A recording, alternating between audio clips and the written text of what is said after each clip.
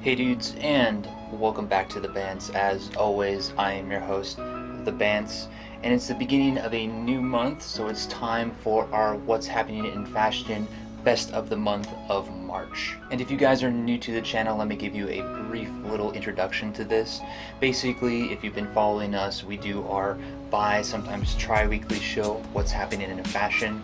And at the beginning of every month, we collect all the whiffs from the last month and separate them into our three normal categories, those categories being art, fashion, and fashion articles, and we just take the best of the best and put them here. And because we are condensing literally a whole month's worth of content down into one video, do expect this video to be a little bit longer than normal, but with that said, let's just hop right into it. And first up, as per usual, let's hop into our art stories of the month. Now, we really did talk about a lot of fantastic artists last month, but unfortunately, just due to time, we couldn't include them all, so we were able to at least include 4, and those are those here. And starting us off of these 4 was Vhils with his newest exhibit.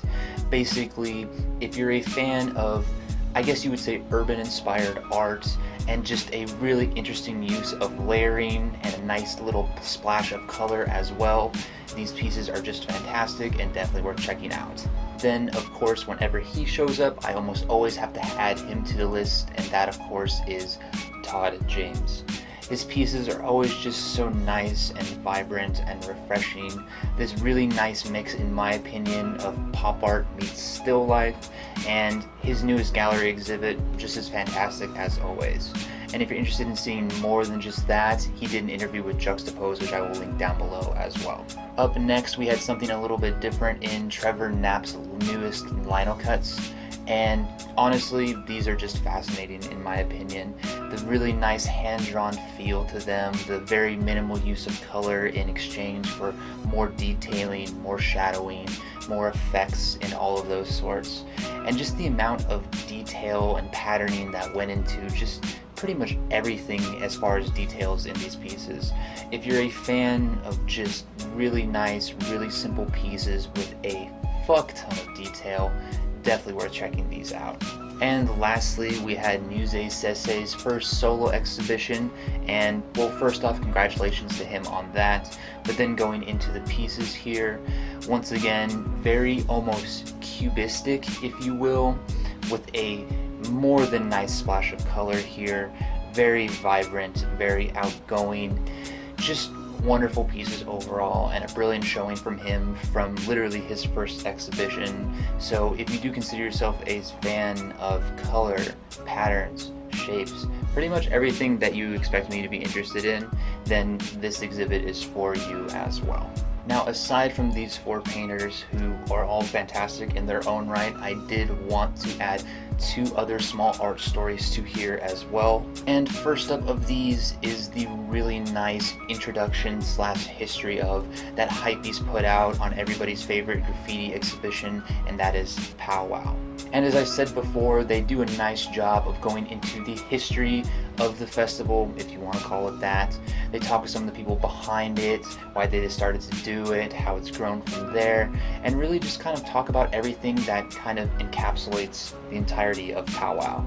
And if you're interested in learning about a brief subculture in the history of graffiti, or maybe you just like learning about different just expos and things along those lines, this is definitely worth a read. And lastly, and although not necessarily an article or a story in and of itself, I did have to take a brief moment to talk about the recent Paddle 8 street art auction.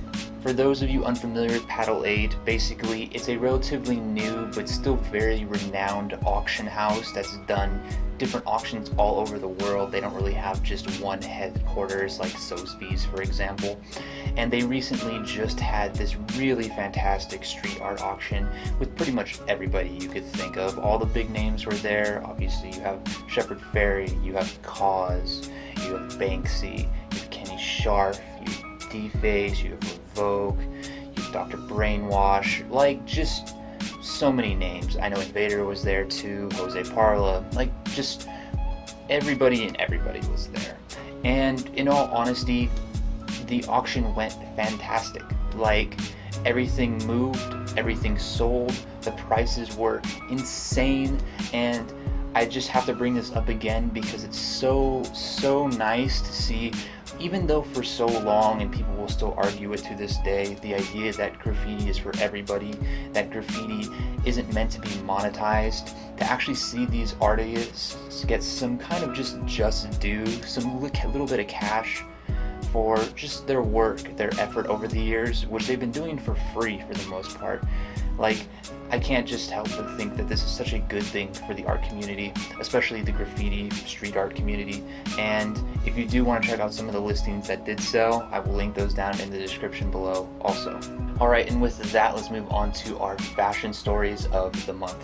And first up, and obviously once again in rather unfortunate news, Hubert de Givenchy did pass away this last month. And even for as unfortunate as it is, obviously nothing lasts forever, and if there's anything we can take away from this, it's just what he was able to do to help out the fashion industry. And Hypebeast did write up a nice little memorandum slash what important things he did for fashion, and if you're not familiar with his work, I think this is a great introductory piece and definitely worth a read.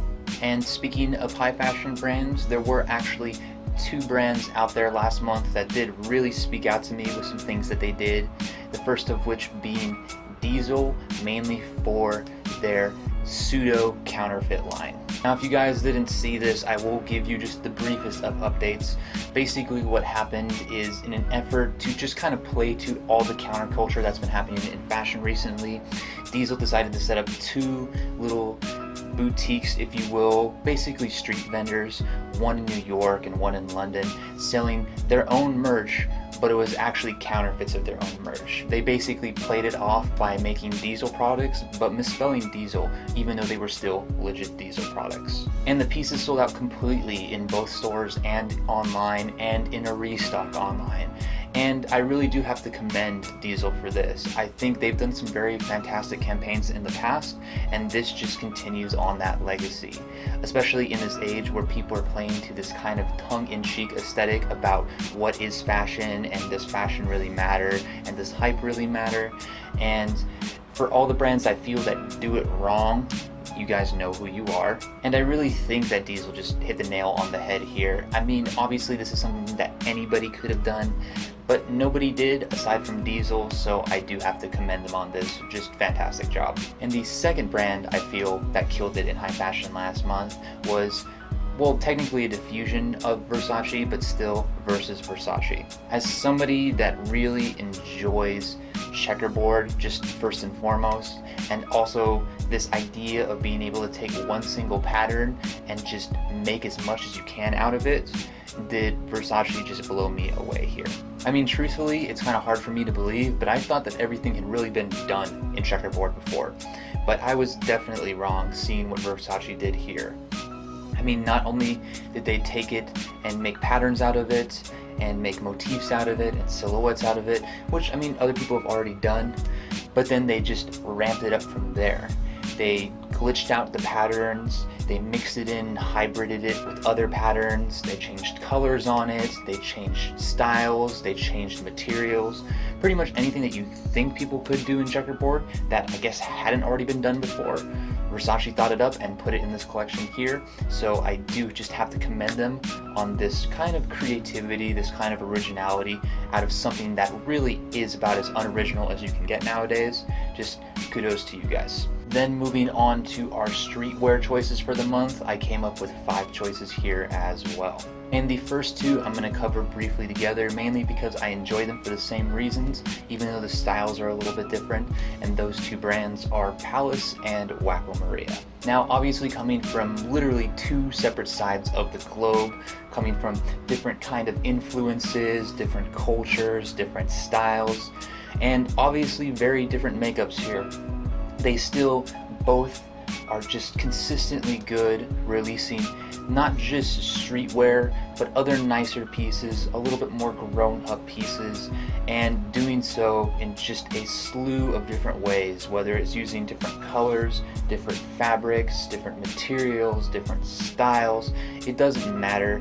In both of their lookbooks, they just have a myriad of different choices to choose from. And really, if you're a fan of streetwear, whether that be you're in the height of it now, or you grew up in it and are looking for something still along those lines, or you feel that you've grown out of it and still want to kind of rep the style, both these brands are absolutely killing it, and definitely a little bit for everybody here. And on top of that, everything here still good.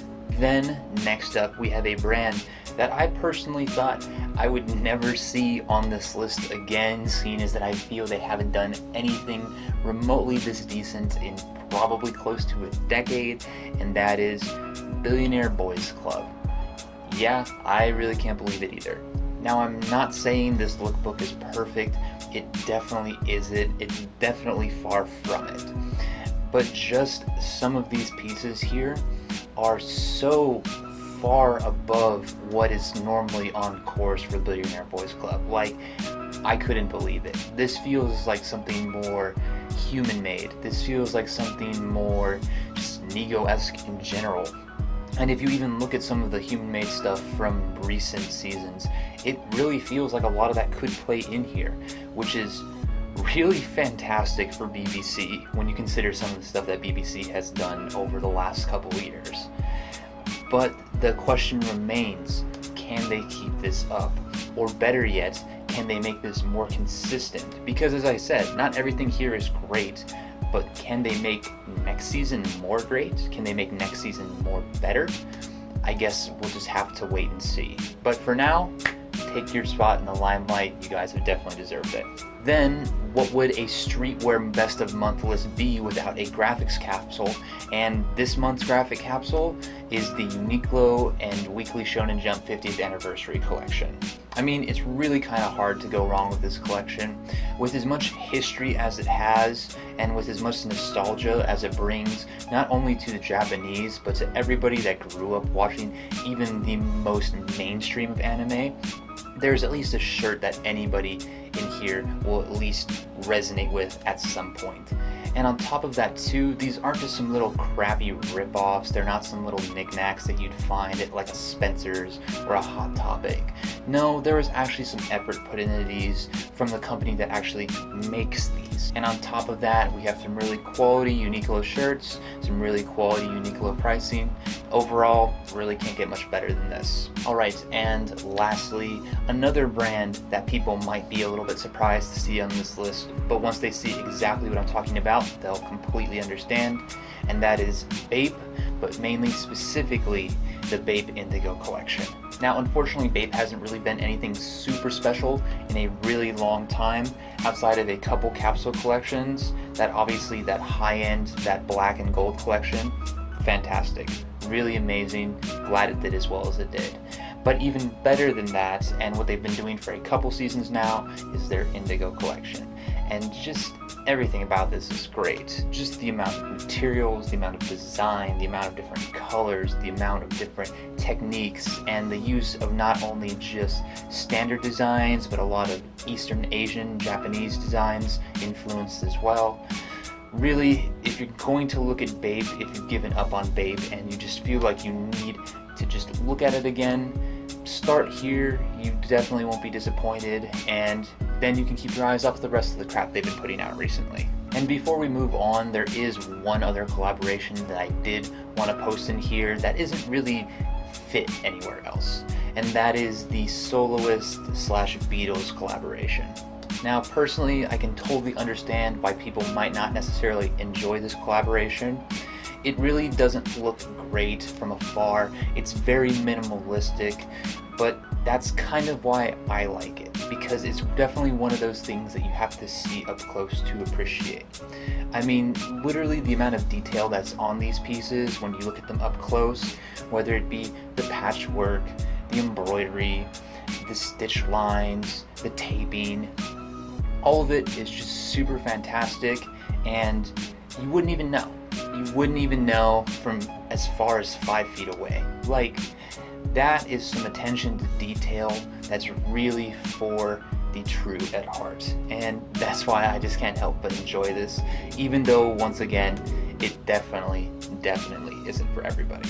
Alright, and lastly, let's move on to our 4 contemporary brands of the month. And first up, and obviously this should be a surprise to no one having followed what I've said about contemporary brands in the past, and that is Necessity Sense is back on the list. I put them on here a month or 2 back as well for their Lane Crawford collaboration, which I just thought was just fantastic overall. Like, no other way to say it, just fantastic.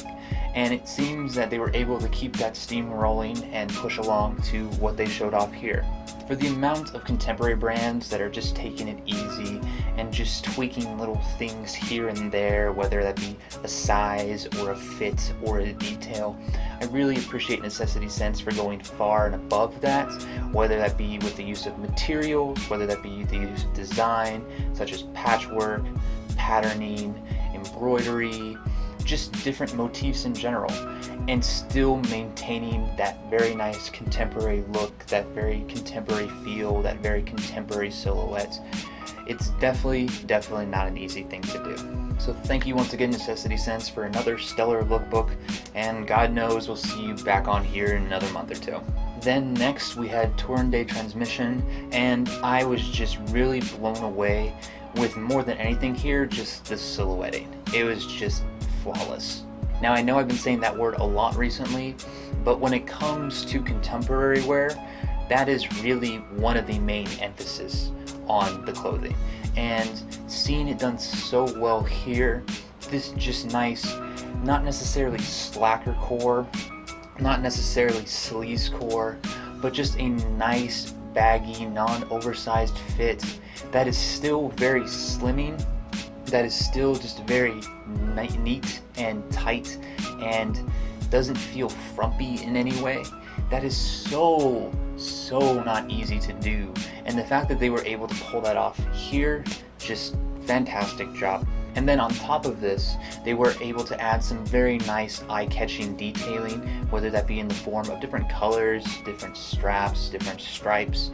And even though those don't necessarily work for me too well, this kind of tech influence they're going for in some of their fits, I think it's not there yet, but the ideas are solid. I think they could work out really well, and this idea of kind of contemporary tech wear, it's a hybrid that is still very new, very fresh, and people are still developing it as we speak, and Tourne de Transmission is definitely a front runner in that section, and if they can just refine it a little bit, it's going to be just absolutely amazing. But if we had to talk about one front runner in this idea of contemporary tech wear, it's definitely this next brand, and that is Idem.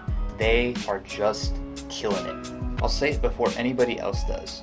This lookbook definitely threw me for a loop. I went into it thinking, alright, it's going to be another contemporary lookbook, and not that that's a bad thing, but when you start to see a lot of the same things over and over and over again, it becomes really easy to get bored, get sleepy, and to just throw that lookbook to the next. But just talking about their contemporary wear, it's very solid.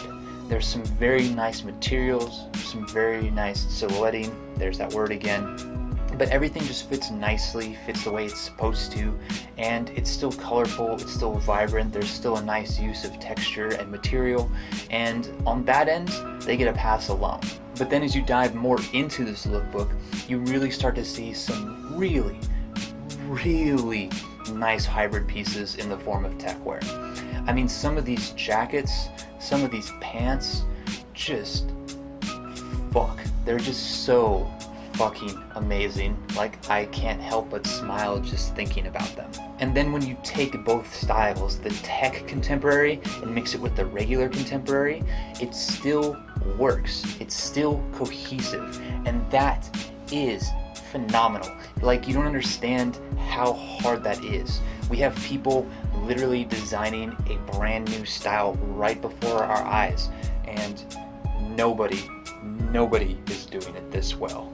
So congratulations, you guys. Please please keep it up. And last but definitely not least, our final entry in contemporary for best of the month, and that is brand Homme Boy. Now, even though this brand isn't using my favorite material that they've used in the past, which is denim, in this line pretty much at all, I do have to commend them for just the amount of evolution they've had over the last 4 to 5 years. Like, seeing kind of how rough it was originally, not that it was bad by any means, it never was bad, but just kind of seeing how it's evolved into how nice, and even though it's distressed, for the lack of a better word, how clean it is now. It's just a great, evolution of a person, of a designer.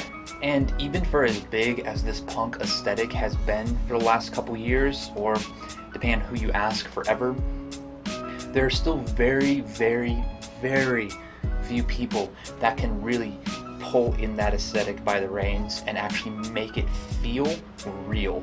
And Homme Boy is definitely doing that here. I mean, if you really enjoy these pieces, really enjoy this aesthetic, really take some time to look at these photos.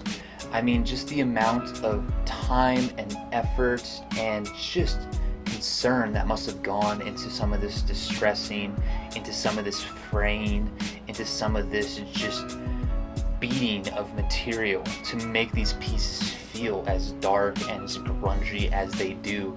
I can only imagine the amount of time. Really, it's just crazy. And even aside from that, even with the use of just this kind of designer styling and designer textiles, still taking that feel and then being able to destroy it the way that it's done here, it's not something that's very easy to do, and I cannot commend Homme Boy enough. If you really feel that you've been lacking a really nice DIY yet designer punk brand, I really don't think there's anything better than this outside of probably Undercover and TheSoloist. And obviously that's saying a lot. Homme Boy might not be there yet, but give him a couple years and the road is definitely looking bright. I can say that much. But before we move on to the fashion articles for the month, there is one other brand, one other set of clothes that I do want to discuss, and that is the latest collection from Bernhard Willhelm. For everybody that thought this idea of doing unisex clothing was boring, take some fucking notes, because this is how you do it. Really, on every photo of this collection, there's something new, there's something exciting, there's something interesting. Doesn't matter if it's a different dyeing technique, a different screen printing technique, a different knitting technique, a different color, a different texture, a different style, a different motif, a different silhouette. There's the word again. Doesn't matter. Bernhard here covers everything, and he does it so well in one collection that is fucking huge in just one season. Now, I'm not saying that Bernhard Willhelm isn't good. Obviously, he wouldn't be around this long if he wasn't good, but I personally don't think he's been this good in some time. And honestly, this takes just some other designers in his echelon and just blows them out of the water. Did I ever personally think that there'd ever be somebody for a season even that would blow Dries out of the water? Fuck no. But Bernhard is definitely in the running to do so. If you consider yourself even the slightest fan of interesting fashion, you have to take a look at this. It's just a fucking crime if you consider yourself into experimental, into avant-garde fashion, and don't at least take some notes, some inspiration from this. Definitely the most interesting fashion lookbook of the month. Alright, and lastly, let's go over our fashion articles of the month. And first up, and although not necessarily an article, if you consider yourself a fan of vintage military wear or tech wear or anything along those lines, you need to check this out, the Arbitrage NYC Dolce Gabbana capsule collection, where they went through the annals of D&G's history in menswear and pulled out some of the finer pieces, and these are definitely some finer pieces. Definitely worth checking out if you're interested in any of those things that I just talked about. Then The Guardian put out a brief but still very nice article on how late great Azzedine Alaia changed the way we look at women's bodies in clothing. And once again, when it comes to the old guard here, whether it be Alaia or Givenchy or anybody else that may still be alive or dead, we still need to learn from them, and if you don't know much about these people, this is another great introductory piece to start with. And speaking about history of designers, Grail did a nice ranking of all of Kim Jones's seasons at Louis Vuitton, and whether or not you like the way he designs or you don't like the way he designs, seeing his history with Louis Vuitton and just kind of the amalgamation of things that he was able to do there, just very interesting overall. And once again, I do feel that us as young fashion enthusiasts really should know more about the history of our elders. And once again, another fantastic place to start. Then we had two articles based a little bit more on heavy reading material, but still very important nonetheless. The first of those being Rack's article, American Manufacturing Doesn't Have to Die, where they talk a little bit more about what American industry is doing to try and keep manufacturing alive, as well as kind of some of the political background, the economical background in it, and basically what the future looks like. And really, if you're into business of fashion, or maybe just the kind of future of American trade, definitely worth reading here. And going along with that idea, we have the article from Vhils, Who Killed Cone Mills? And this kind of goes more into, once again, history of politics, economy. And going along those lines, we have our second article, this time from Vhils, called Who Killed Cone Mills? And this once again follows the same ideas. It talks a little bit about the history of everything, the politics behind it, the economics behind it, and really what the future of American denim looks like.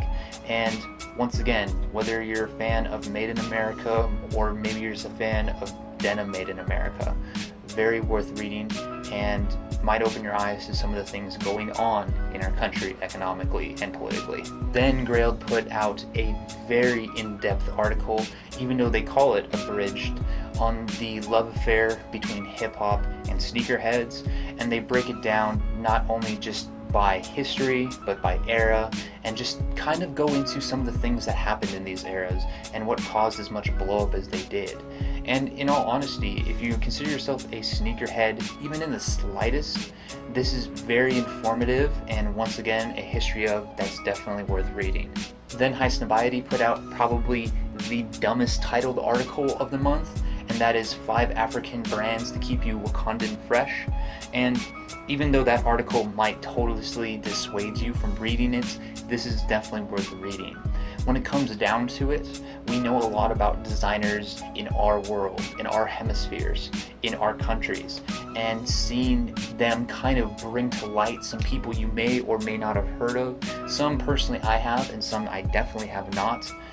This is very good for all of us. Getting to see especially African designers in a little bit more limelight, it's just a fantastic thing, and if you want to know more about it, it's definitely worth reading. Alright, and our last article of the month, it's actually an interview that Sense did with Takahiro Miyashita of Number 9 and TheSoloist fame.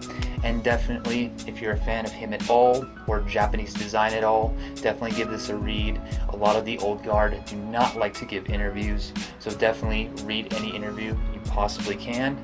Very informative stuff, very interesting stuff. Alright guys, and that brings us to the end of our What's Happening in Fashion Best of the Month for March 2018. I hope you guys have enjoyed, and if you guys want to read any of the articles I talked about today or see some more images from the artists or the fashion designers that I wasn't able to include in the slideshow, I've linked everything down in the description below as per usual. And I want to thank you guys for staying with me to the end of this video. I know it was definitely a long one, but if you do have any questions, comments, or concerns, or just want to talk fashion in general, feel free to hit me up in the comments down below. I'm always willing to talk fashion. And thank you guys, as always, once again, for supporting these videos and supporting my content. I hope you guys are enjoying these so far. I plan to make many more in the future, but until that time comes, I just want to say thank you guys, and as always, until next time.